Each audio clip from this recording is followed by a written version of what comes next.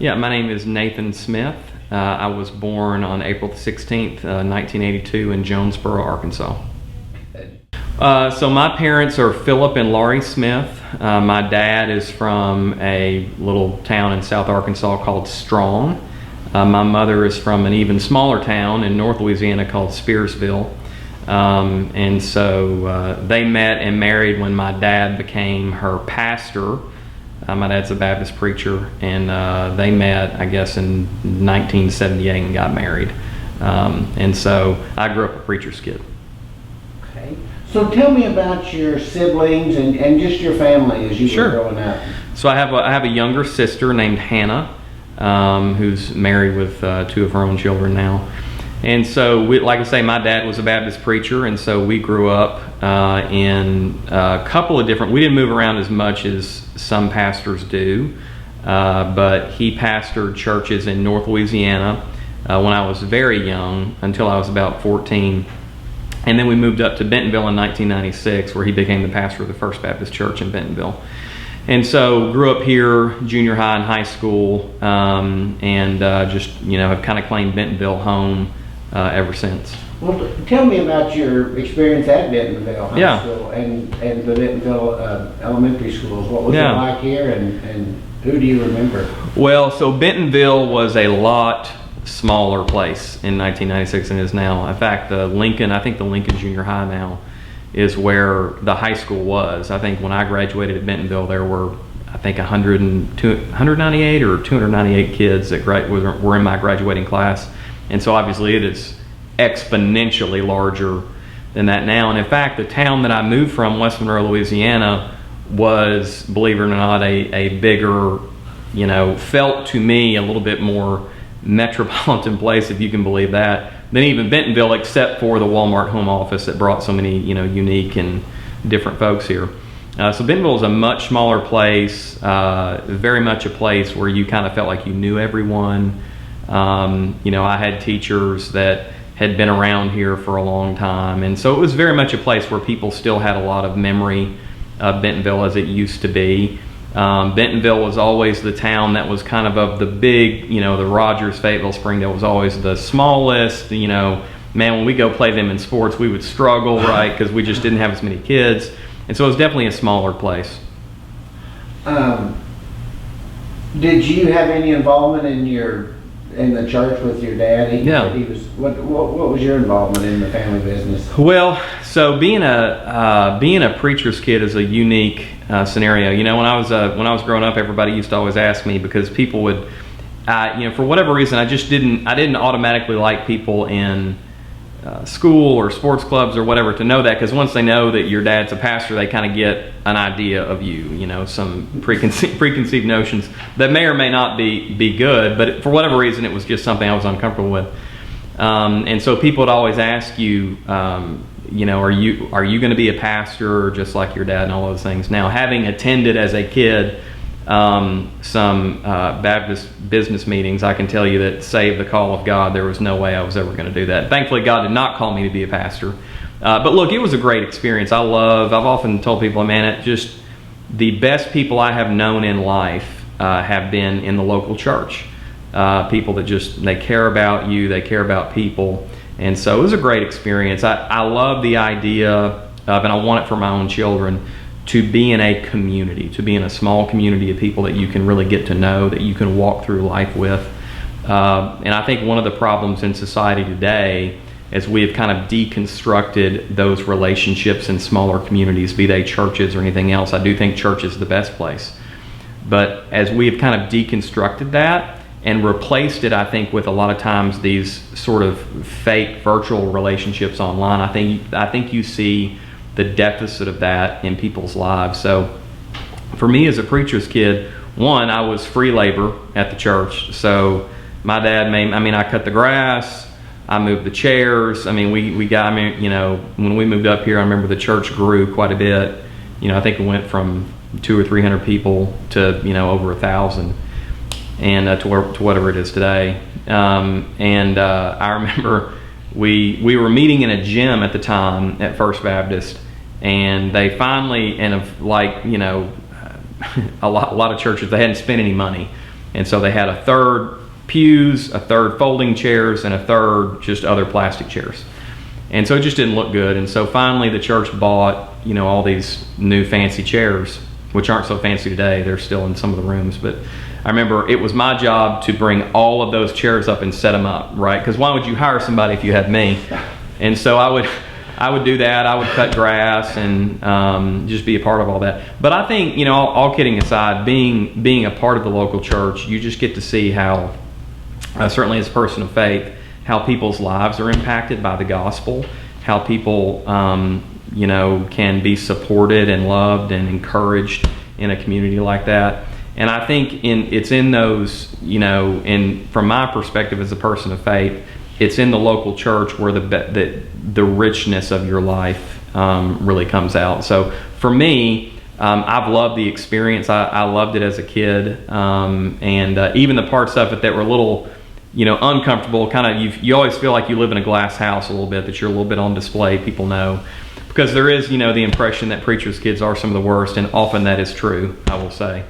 And so you do feel a little bit like you're in a glass house, but it gives you a unique perspective in life. I was always the kid whose parents didn't do what everybody else pretty much did. And so that puts you in a little bit different perspective. Our summer vacation is often centered around where was the Southern Baptist Convention at that time. So some people would say, well, I went to Disney World or I did this. And I'd say, well, I heard Dr. Adrian Rogers preach, which I enjoyed. But it was a unique experience, and it was something I think that made me comfortable with things that most kids aren't. Like I had to, because I went with my parents' places. I would go to functions and talk to grown-ups and, just learn to carry on conversations. So, it was a unique experience, and I think it was good for me. Well, how do you think that experience as a preacher's kid and being around the churches and the people, how did that help you in your career now as a prosecutor and as an attorney? Yeah. Well, it's strange because as a kid, my dad's always up there talking to people, and so as prosecutor, that's kind of what I do. You talk to people and you learn, and obviously going and hearing lots of other preachers preach, who's good, and man, somebody who will just put you right to sleep. That people who you always say, oh, he's a really good person, but messages are rough, and so those kinds of folks. And I think the difference is when you connect with somebody, when you know that what they're saying to you is authentic and that they mean it and that it matters in your life, that they're not just kind of bound up by cliches. And so I think as an attorney, to me, talking to juries, it's important to just connect with them and understand, listen, most people have a short attention span. They want you to get to the point. They want you to be entertaining, to be engaging. It's okay to be funny, but it's not okay to be too funny. You got to kind of know where that line is. And so I think being in church and understanding, because when you're a person of faith and you believe that the Bible's the Word of God, and you have to present that to people, that's important. And you're trying to communicate something that's important. And as an attorney, when you're trying to communicate the facts of the case and why you think a jury should make a certain decision, they got to know that you believe that. Because if you don't take it seriously, why should they? Well, and how important is it to have someone in office or just as a prosecutor who has good morals and good ethics? Because, that's... Yeah. Well, yeah, I think the office of prosecuting attorney, it's incredibly important for somebody to have a north star of what they believe is right and wrong and that they stick to it. And obviously none of us are perfect. I'm certainly not either. But I think that you have to have the ability to know what you believe is right and then to go do it. Now, clearly a prosecutor is bound by the law and what this, I don't write the statutes, the legislature does, and so you got to do that. But it's often been said that a prosecutor is the only lawyer in the American judicial system whose job is to do justice. Now, the trick is figuring out what that is, and that may be different to different people. But for me, it's incredibly important to pursue what we believe is right, and that you can lay your head down at night knowing you did what you thought was best. You did what you thought was the right thing. So I think it's incredibly important for the prosecutor to have a moral sense of right and wrong, and a sense that they are not the law unto themselves, right? Because one of the things that you learn, that I certainly learned growing up is in a preacher's home and believing the Bible, is that morality does not come from within you, right? This notion that you are your own God, and that what you're, Christians generally do not, I certainly do not believe in the idea of your truth and my truth, right? You and I have opinions, and I believe there is objective truth. And so as a lawyer, it's kind of the same. I'm not a law unto myself, right? And so when prosecutors start to believe that they know better and they can do better, I think that's when they get into trouble. So it's important to know where you're headed. Talk about the career path when you got out of school and how you ended up you went from a preacher's kid to a prosecutor. Yeah. Well, I think the Lord took care of me and did not call me to be a pastor. So it would have taken a strong calling, but He did not. And so I went to college really not knowing a lot what I wanted to do. The first thing I did is I went to Ouachita Baptist University in Arkadelphia. And, most Baptist universities, they try to put that at least 30 miles away from any sin, right? So Arkadelphia is placed, kind of in the middle of nowhere, but it's a great town. And so I went there for school. And when I was there, my freshman year, didn't really know what I wanted to do, but thought, the medical field would be good. And so I majored in chemistry. I majored in biology at first. And it really only took me going through chemistry for 1 year to figure out this was not a good career path for me. And that if by some miracle I made it through, I may end up killing someone. So I thought, I probably don't want to do this. And so I really, the summer between my freshman and sophomore year, changed my mind that I wanted to go to law school, because I had always been very interested in American history and politics and the law, and it was very kind of drawn to that. That was more of a something that I was good at, and so switched that major, and then sophomore through senior year majored in history and political science, and then really that whole time thought I wanted to go to law school. And so really got involved in that. And I knew at the time one of my roommates that I had, his dad was and is one of our circuit judges, Judge Scott. And so got to talk to him about that. And so Judge Scott eventually started visiting with me about things I could do during the summers to kind of help me prepare for law school, see if that's what I wanted to do. And so Judge Scott eventually introduced me to the prosecuting attorney at the time, who was Bob Balfe. And Bob just let me start coming in as an intern during the summers. And so I think I started doing that in 2002. And really just I never quit. They couldn't get rid of me. I just kept coming back. I'd just show back up in the summers and they let me do something. And I would do stuff like I would move boxes. I would take orders to judges. I would do the things that no attorney really wanted to do.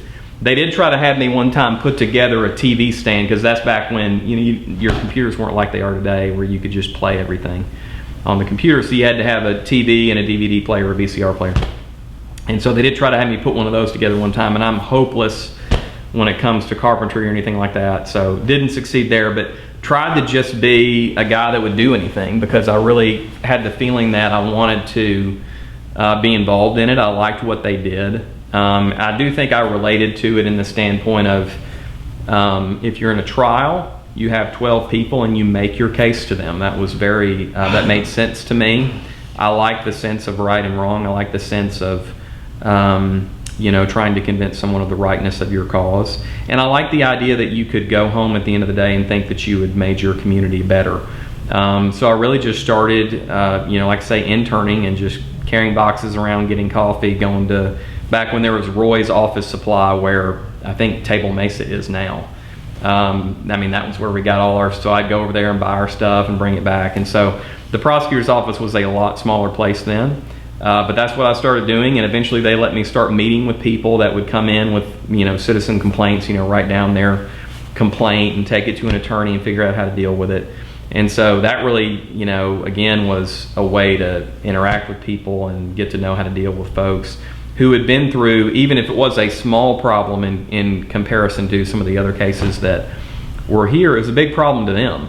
And so it kind of was a way of forcing you to get involved in caring about other people and their problems and trying to help them.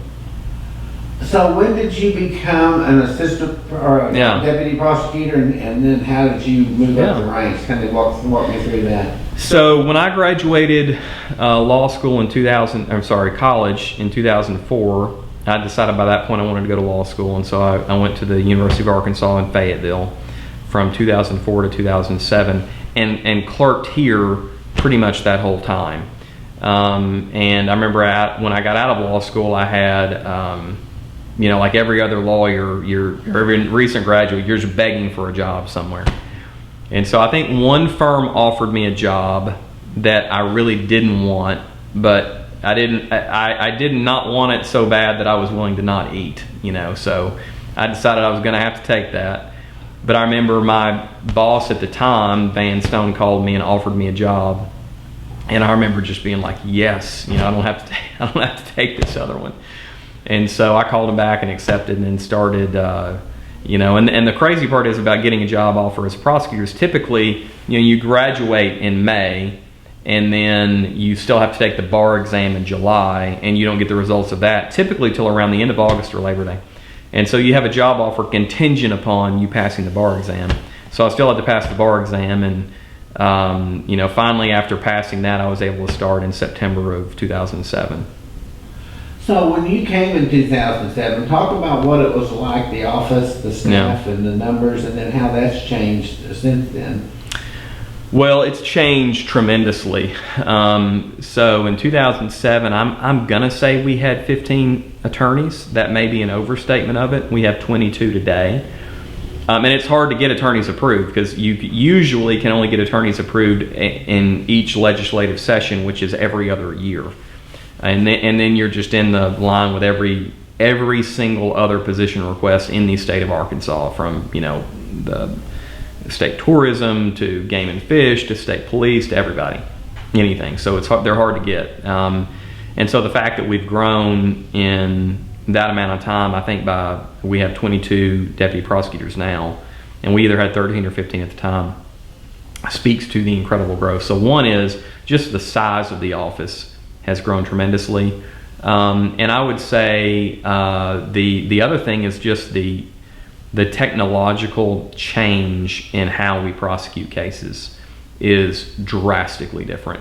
And part of that is simply in view of the fact that, when I first started, we would literally have those rolly carts where your assistant would bring you boxes of just files, legal size files, and in the file would have police reports, criminal histories, witness statements, all your forms that you need to fill out, all that. And so you would literally take that to court, and we would pile those up in the jury box. And as the day would go by, you would take the case out, you would open the flap up, and you would write your notes on your action log of what happened. The defendant appeared with his attorney, the judge said this, set for another hearing, whatever date that is. And so, that was how we did things. And you would have literal paper files. When I first started as a prosecutor, I had a beeper. You had a beeper. And so we would go on call for a week. And your first on call as a deputy prosecutor is always a nightmare, because being the prosecutor, they call you when no one else has answered the question, when no one else has solved the problem, and you're the last stop. There's nobody else. You're it, so like you're either going to solve the problem or it's just going to get worse. And so the worst was when you'd get a phone call and you'd have to call your boss and wake him up in the middle of the night and say, hey, they've got this guy, there's been a homicide, or whatever the case may be. And so it was a different world. It forced you to solve problems. It forced you to confront unique issues. I remember one of the first calls I got, and it's stuff like this you never think about. And they had arrested someone in, I believe it was either Salem Springs or Benton County. I can't remember who had done the arrest, but there was some sort of pursuit that ran into Oklahoma, and the assisting agency in Oklahoma had assisted with the arrest. And so typically, the person's arrested over there, they're going to have to go through a legal extradition proceeding and all of that. Well, in this case, the guy had a medical issue, and they just brought him back to the hospital in Salem Springs. And so they called me and said, now, should we take him back to Oklahoma for his extradition? I'm like, man, I think he's in the hospital. Let's just leave him. We're just going to call that good. And so there were constantly things like that came up that are unique. But the office changed tremendously. Technologically, certainly in small things. We don't carry a beeper anymore. but also in the way that we manage cases, because it got to the point where if today we wanted to haul around physical files, we literally could not do that. There's no way. It's just too much paper. And so we've transitioned. When I became prosecuting attorney, one of the first things we did was transition to a pretty much fileless office. We've got a couple of dinosaurs who still like files, but for the most part, everything's electronic. It's all on the cloud. It's all virtual. And that makes it both easier to manage and more difficult in that you have to be a little bit more purposeful, because you don't have a file sitting staring right in front of you. It's on the computer. And so it's changed tremendously, because as we've seen the county grow exponentially, I don't know what the population of the county was in 1996, but I still remember Bentonville in 1996 on the signs was 16,000 people. So it's a lot bigger than that today. We got to be pushing 60,000 people now. And so that really allowed us, that technological change allowed us to advance, but it also brings with it challenges and everything. And then you just manage more people, going from a deputy prosecutor to where, you kind of take problems and there's someone above you to help solve them. Now being the prosecuting attorney, you kind of make the call on things. And so that's a unique challenge. But I think being a deputy prosecutor is just a tremendous privilege, because it gives you the ability to feel like you make a difference in your community and to meet people when they're in a significant time of need. Because I think a lot of people don't understand that when a victim's family member, a victim themselves, comes into the prosecuting attorney's office, they've gone through likely, if not the worst, one of the worst things they've ever been through in their lives. And so I think it's so important for a prosecutor not only to have empathy for that person, but also to have a sense of justice, that what is right in this situation, and go pursue it doggedly.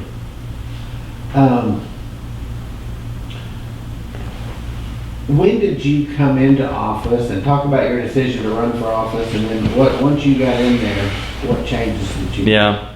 So my boss at the time, I think he called me and one other guy in, that was in February of 2014. It was right before filing period had begun.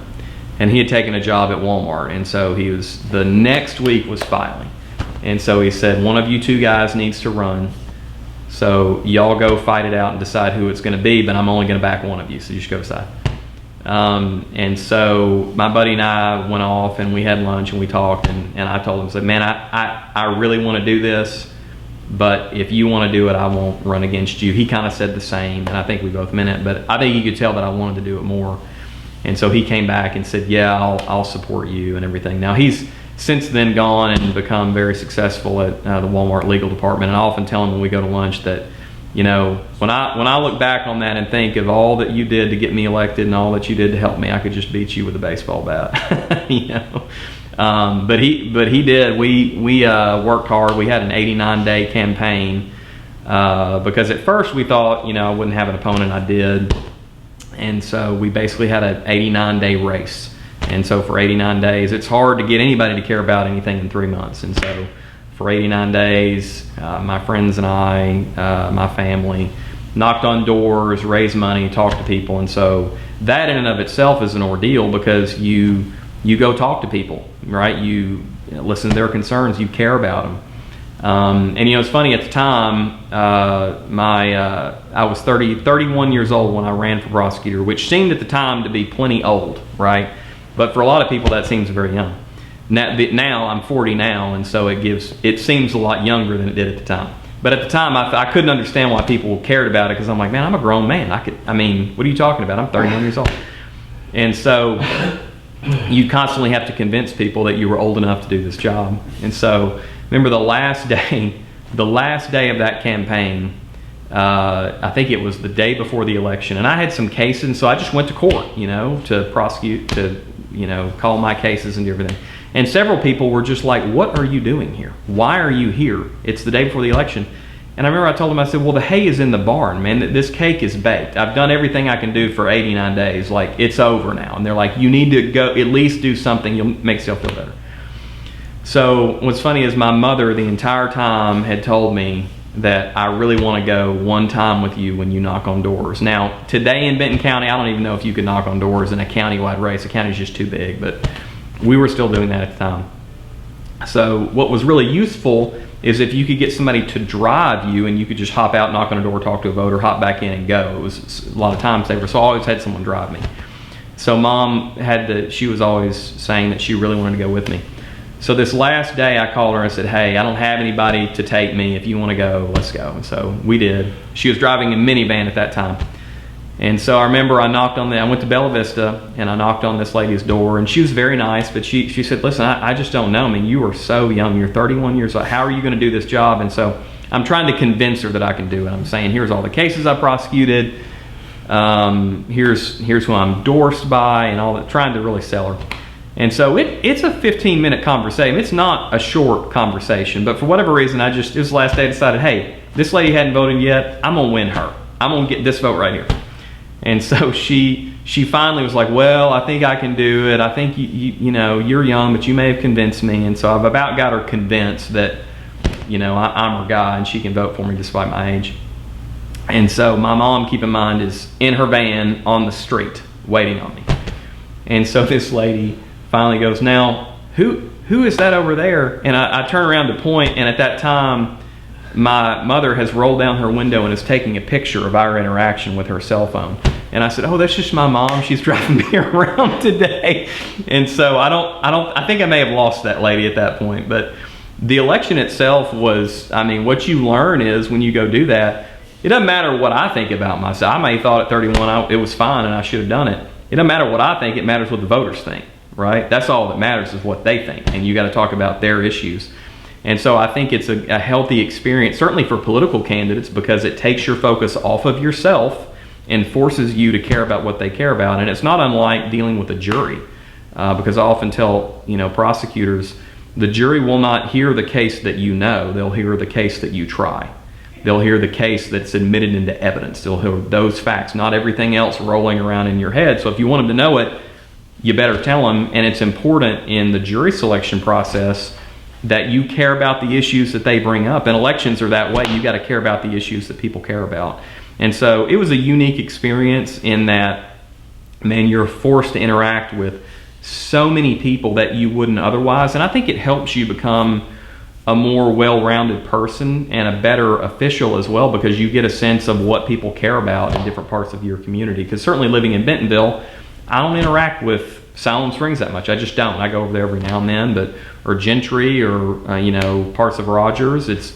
So you go different places and hear different perspectives, and I think that's healthy for someone campaigning for office, and certainly as a prosecuting attorney, because your goal is to do what you feel is just in an individual case. And I think that not only comes from your own moral core and your moral sense, but also knowing what would the people of Benton County think about this case if it was in front of a jury.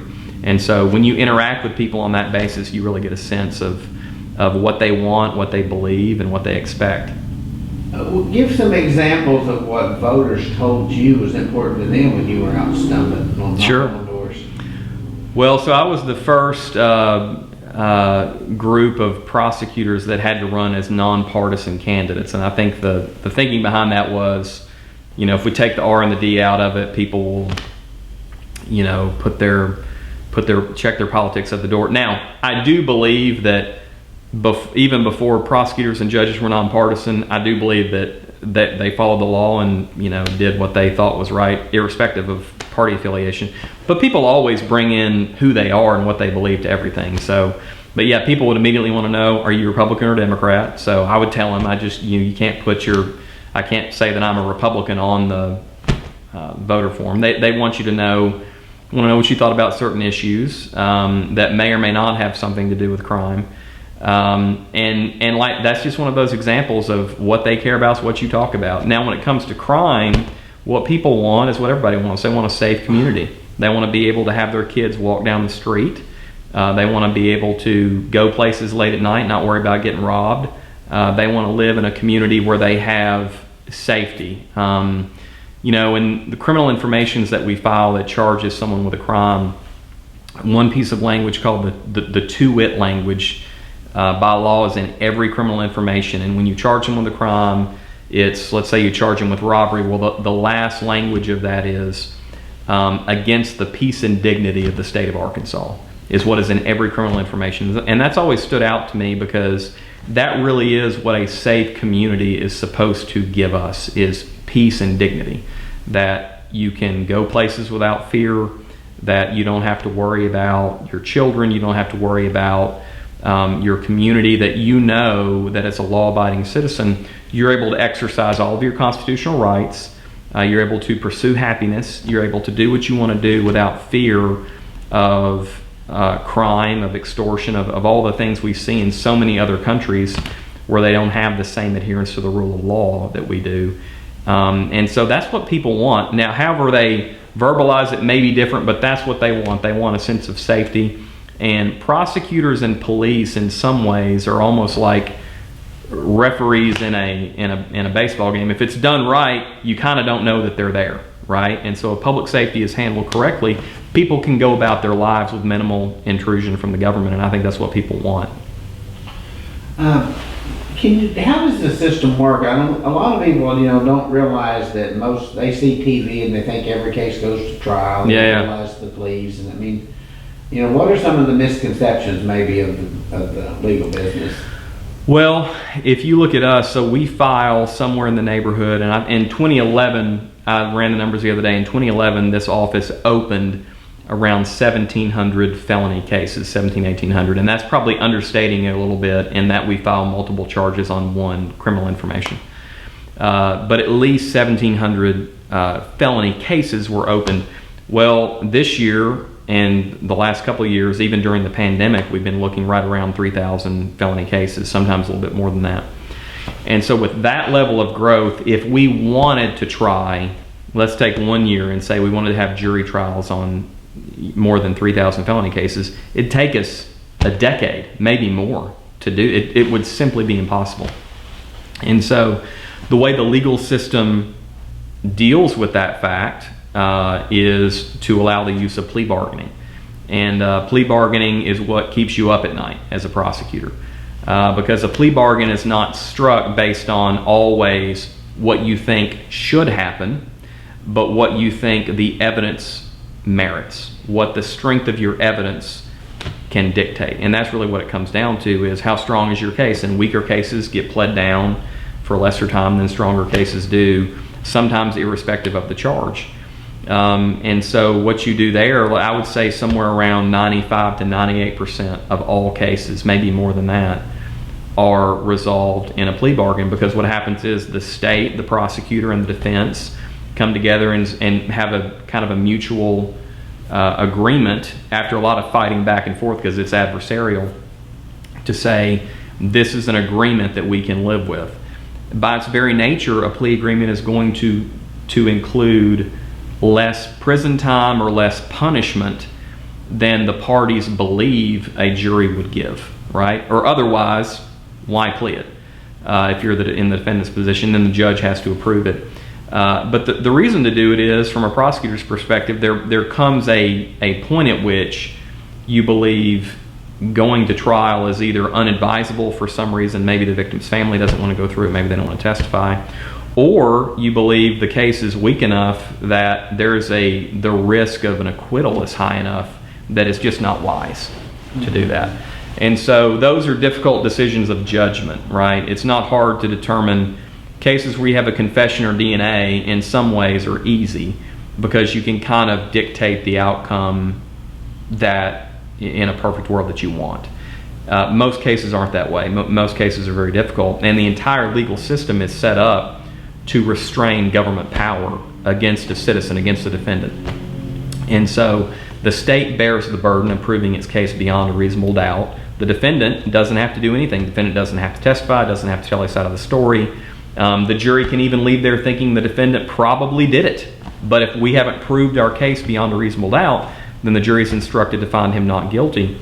And so the plea bargaining system really injects a lot of judgment into the criminal justice system, to where you have to determine what is the appropriate punishment in this case in view of how strong the facts are. And that's where I think knowing not only what you believe is right, but knowing your community and being able to know what they would think is right. And the way you do that is you talk to them, you have jury trials where they make decisions, and you try to do the best you can going forward. But certainly plea bargaining is the majority of the way that most cases get resolved. Now, you'll hear some law professors and criminologists attack the issue of plea bargaining as somehow unfair to a defendant, and it's important to remember that the defendant always has a right to a jury trial. A defendant can always go face a jury of his peers and say, I didn't do this, or maybe I committed some lesser crime but not the one I'm charged with. So that constitutional protection always affords the defendant the right to reject a plea offer and go to trial.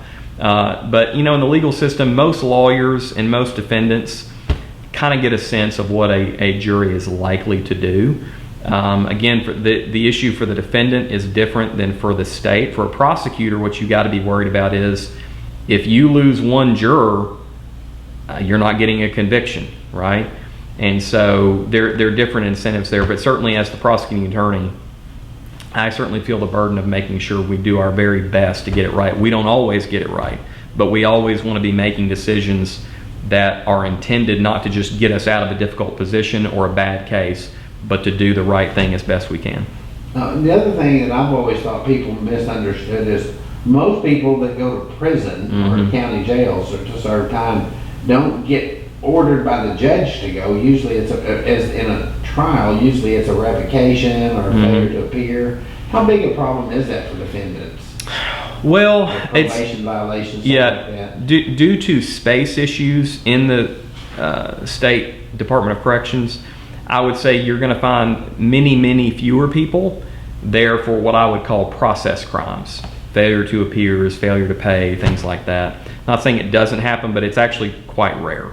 Now, what you might find is someone who is in prison for, when you first look at it, seems like a relatively, maybe it's a failure to appear, maybe it's a parole violation, but you'll find out then what were they on parole for, and it's an incredibly serious crime, or usually many crimes. And it becomes pretty clear why they're there. I will tell you that my experience is from 2007 until today, judges would vastly prefer people to reform and not go to prison.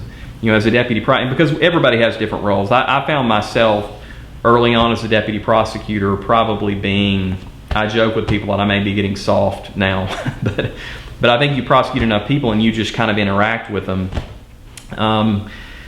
Early on in my career, I was probably far more,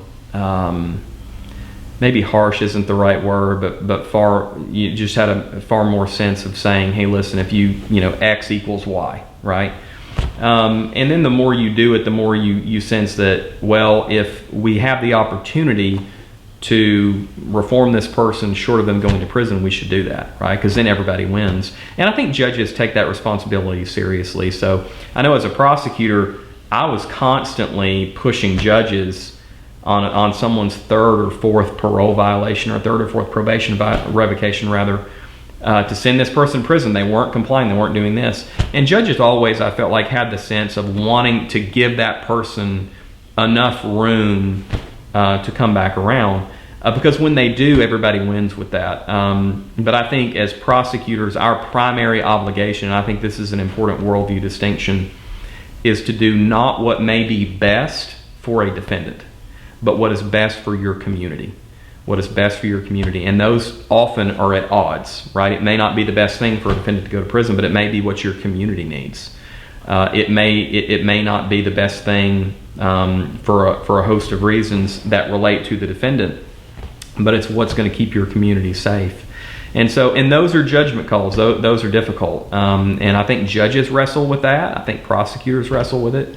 But a lot of times that people end up going to prison today is going to be for serious crimes or repeat offenders, kind of like you mentioned, people who have been through the system before, and judges feel like they're out of options with how to address that behavior. What are some of the cases maybe that stand out for you that, you've handled hundreds or thousands of cases, but what are some of the ones that stand out that you remember? Well, early on, one of the more interesting cases I had as a deputy prosecutor early on, there was a mayor of Centerton whose name that he had become the mayor under was Ken Williams. Well, it turned out that Ken Williams was actually a man named Don LaRose. And Don LaRose had, through a real circuitous road, had basically taken off, abandoned his family. He actually was a Baptist preacher, believe it or not, in the state of Maine, which was almost unbelievable to me. I remember I called the little town in Maine because I could not believe there was a Baptist church anywhere in the state of Maine, but sure enough there was. And so he had basically abandoned his family and assumed a new identity and moved down here, became the mayor of Centerton. Apparently did a pretty good job as mayor of Centerton until I prosecuted him for forgery on his political practices document. And so that, again, it was not something that where he was a serious threat to the community, but he certainly defrauded the voting public in not saying who he really was. So you get, as a prosecutor, you get very interesting, unique things like that almost, would seem inconceivable to you. What was the resolution of the case? I think we pled him remorseful. I think he was. We pled him to, I think it was a deal where basically, hey, if you resign, we'll give you probation, which we did. And I think he's passed away now. But I think that he had different stories than I think I probably thought was accurate. But his thing was, listen, I got into trouble. I felt people were after me and I needed a new identity. And he had a friend, I think his brother's best friend, had drowned when they were kids. And his name was Ken Williams. And so in the 70s, I suppose you could just walk into a Social Security office and say, I lost my card. And he knew his date of birth and for growing up with him. And they gave him a new Social Security card as Ken Williams. Yeah. And so he somehow came down here to work for a radio station, became fairly prominent. He was elected mayor. And so it's weird. And then you've got, there are always murder cases and things that stand out to you. Just in the pain that it causes families. I know I've prosecuted several cases that involve the homicides of children that are just unbelievable, that you would think a person can do that. And they shock the community. They shock people that it can happen here. And so, those cases are difficult to prosecute, but they're very rewarding. It's why you do what you do, to prosecute cases that matter. Some of the most difficult decisions, I think, for a prosecutor, maybe the most difficult decision, is the choice not to prosecute someone, the choice to dismiss charges. I think it's very difficult. I had a case involving I would call it a suspected homicide. Other folks probably have different opinions. But it became prominent because the person suspected of committing the crime had an Amazon Echo device in their house, and we did search warrants for that. And so Amazon was, as you might imagine, very reticent to give us that information. We eventually did get it because the defendant consented to it. There was nothing of evidentiary value on there. But again, it was one of the first things that happened that I really, because as a deputy prosecutor, you don't know about the media interest or anything like that. And so being the elected prosecutor at the time, getting phone calls from and emails and media requests from, I'm telling you, every single major newspaper and technology outlet in the United States. Because I think that was 2015, late 2015. So these sort of smart home devices were still relatively new. People didn't know how they worked. Amazon was claiming at the time that it wasn't always listening unless you say the word Alexa. By the way, it is absolutely listening all the time. I don't care what they say, but they're very, very keen to not litigate that issue. But at the end of that case, I met with defense experts and really examined the case, and for various reasons decided, listen, no matter what I think may have happened, I know that we cannot prove this case. I do not believe in this case beyond a reasonable doubt. And those are very, very difficult decisions, and I think that's where it's important to have your own sense of, hey, listen, the public expects you to take your obligation, your legal duty seriously, and to not use the power of the state to prosecute someone when the evidence does not support that. And so those are difficult decisions, and it's, one of the most important things a prosecutor does is to make unpopular decisions, because obviously the easy thing to do is just file a charge, put the case in front of the jury, and let them do what they do. But that's not my obligation. My obligation is to pursue the evidence and apply the law to facts, and to follow my ethical duties strictly, and to understand my obligation. Because at times I hated this phrase, but it's probably accurate. I heard of a judge who used to say that the state of Arkansas never wins or loses a trial.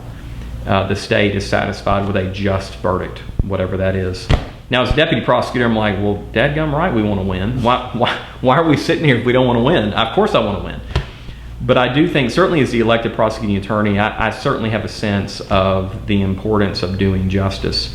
And sometimes in the American legal system, the whole legal system is not set up equally. It is set up to favor the defendant. And even as a prosecutor, I think you have to recognize that. And so the choices of which charges not to file, I think, are sometimes the most difficult. And then the cases that involve just horrific murders or crimes, and dealing with families. Now, you do get some very big wins, moments that I don't think you get in any other job as a lawyer. We prosecuted a man named Grant Harden for murder several years back. He murdered a man in Garfield, or in Gateway, Arkansas, excuse me, and murdered a man over there. And so he murdered a man named Mr. Appleton. And so we prosecuted him for that. And I remember at the time there was a search issue or something that was a little bit unique, where I remember talking with the family, being a little concerned about, not that we would lose, but again, we reached that point at which you think they've offered this plea offer, and I think that's reached the point on the scale that I'm not comfortable rejecting it, with the knowledge that there is a slight chance we have a real problem, right? And so we agreed to that plea agreement. I think we pled him to 30 years in prison on murder in the first degree. Well, then he gets down to prison, and they draw his DNA, as they're required to do by law. And at that time, it hit, and he was the assailant. He was the criminal in a 1997 cold case that involved the rape of a Rogers school teacher that was committed on a Sunday morning while this teacher was working by herself. And so, again, he was never in the universe of suspects. And so that victim, a lady named Amy Harrison, got to come back and get justice, and he was convicted of that crime. And so things like that, just, man, they give you a satisfaction that I think you can't get. It's very difficult to get in any other area of the practice of law. So and it's one of those things that keep you going. I mean, there's a lot of hard things about it, but it's very rewarding. What about your police that you work with? Yeah. Local departments and the county sheriff's department. What changes have you seen over the years with them? Well, I think at this point, I don't believe there's one. It tells you how much change there is in 8 years. I don't think there is one single agency head who was here when I got elected prosecutor. I think all of them have either retired or taken other jobs. So there's no all the police chiefs have changed. All the sheriff has changed a few times, and so you get different folks in there. But I think certainly for Benton County, we have a very close relationship with law enforcement, and we go on call and assist in investigations and things like that. So it's so important for prosecutors, I think, to understand their job and what they do, so that they're not always making these decisions based on what they read on a page, but what it's like for a police officer to go serve a search warrant for, if you've ever been to the scene of a major crime and you see them with, floodlights and, hazmat suits and all these things that they're doing to clear out a house or look for evidence and things like that. Those are that's a difficult job, and I promise you, most people would not do it. And so people who serve as police officers are unique individuals, and so it gives me a real sense of our obligation to go see that through, and mindful of our ethical duties and all the things that we have to do to make sure that we, prosecute cases so that the work of law enforcement isn't in vain in working on them. Okay. What else are there other things I haven't thought to ask about that you want to talk about before I move on to some more questions? I think just for the idea of being a prosecutor, I think it's, I think you hit on it earlier. It's important to have a sense of why you're doing what you're doing, that you want to do the right thing, and that you kind of put blinders on. And there's a lot of times where a prosecutor, you'd like to say things that you can't. You'd like to do things that you can't. There's a famous Supreme Court opinion that's quoted in every conference you go to as a prosecutor. It's called Berger versus United States. And the Supreme Court, their Justice Robert Jackson, who served as a prosecutor at Nuremberg, is writing this majority opinion about the duties of, in that case, a United States attorney, but it can apply to any prosecutor. And he's talking about the unique position of a prosecutor as a minister of justice, right? That you don't serve the needs of your client, because most lawyers, their ethical duty and what they should do is serve the needs of their client, whether they agree with them or not, because this is an adversarial process, whether civil or criminal. And so someone's got to advocate for a client's position, because the whole purpose of the legal system is to ensure we're not out here in the street clubbing each other to death right over a disagreement. And so that's a lawyer's job, is to advocate vigorously on their client's behalf. But a prosecutor's job is different, and Justice Jackson wrote, I think very eloquently there, that a prosecutor serves as a minister of justice. And while prosecutors are allowed to strike hard blows, they are not permitted to strike foul ones. And I think that's a really good North Star for prosecutors, is to understand that, listen, you fight as hard as you can and do all you can do within the confines of the law, but you can't go outside of it. You can't get up there and say things that you shouldn't say. You can't get up an opening statement and say, well, that defendant's sitting over there for some reason. The police wouldn't have arrested him unless he was guilty. You can't say that. You have to stay within the confines of the law. And so I think for prosecutors, it's just so important to have your own moral sense of what you're doing and why you're doing it, to be aggressive in fighting for justice, but to understand the other side of it is the necessary restraint on prosecutorial and government power that the Constitution imposes, and to respect that, because it not only, sometimes it's frustrating because well, shoot, this guy sitting over here is guilty of sin, and I wish we could tell him about the 10 other crimes he's committed, but again, even though a lot of those protections favor guilty defendants, and they almost always do, it's important. They're important to respect because they protect all of us as Americans. What can you tell me about your previous prosecutors here? You worked with Benton Stone? So Bob Balfe initially hired me. I worked under him I think I was an intern under him, and he was nice enough to just let me do stuff around here. I probably didn't have any business working here, but I bothered them enough that they would let me come. And then I worked, Robin Green, who's now one of our circuit judges, was a prosecutor here. I worked for her, and then worked for Van Stone. And so under Van, I was a law clerk, and he let me work on homicide cases and everything, even though I didn't know anything about what I was doing, because you're in law, you realize after you get out of law school that law school itself has almost no relation to the actual practice of law, right?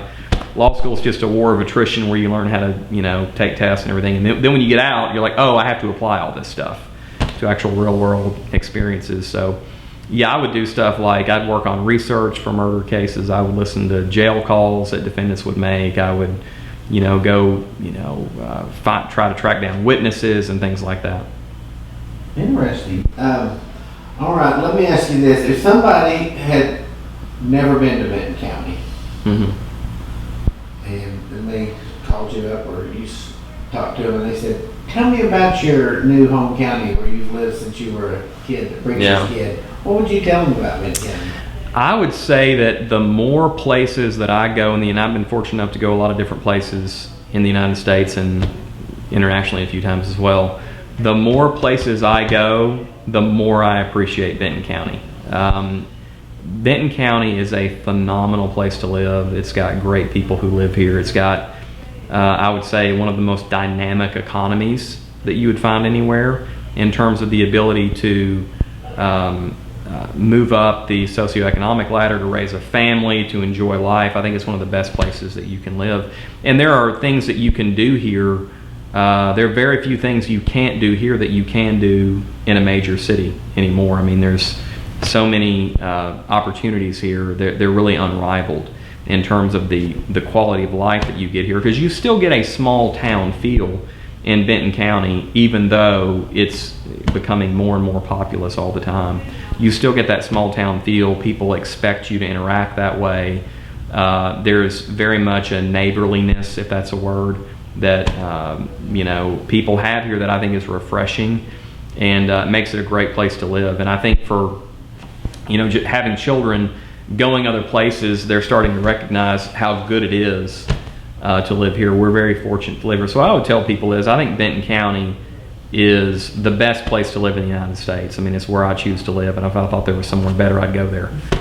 So I really do believe, I think it's a great place to live, and I think we're fortunate for the folks who have invested here in businesses and with financial investments and things like that, to make this such a unique and blessed place to be able to live. One last question. How do you finish this sentence? My favorite thing about Benton County is? My favorite thing about Benton County is its home. I would say Benton County, not only is it home because I've lived here a long time, but it feels like home. And I think the unique thing about Benton County is that there are so many people who move here from other places that folks are welcoming. It's not unique to be new here. It's not unique at all. And I think people are just used to, kind of including people. And so I think it's a place where not only is it home for those of us who've lived here for a long time, there are people who've been here a lot longer than me, but it's home for people who moved here a week ago. And I think that's a unique thing about Benton County, is that it is an inclusive place for folks who want a better life, who want to come here and raise a family. And I think that's a very unique thing. And I think that is my favorite thing about Benton County, is that it is home. And I think it's home for folks who've lived here for a long time, and even folks who've just got here.